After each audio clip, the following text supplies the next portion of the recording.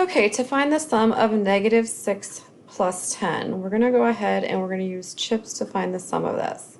We know that negatives are going to be red chips and positive numbers are going to be represented with black chips.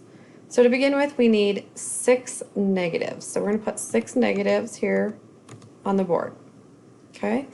Now we want to add 10 positives. So we have to go ahead and put 10 black chips on the board. 4, 5, 6, 7, 8, 9, 10.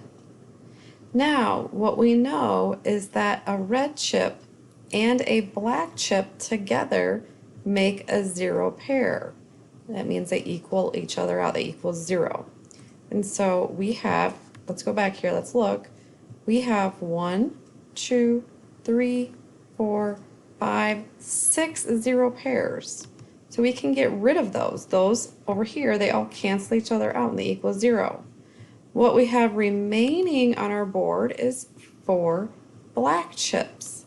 Therefore, the sum of negative 6 plus 10 equals 4 black chips, which is a positive 4.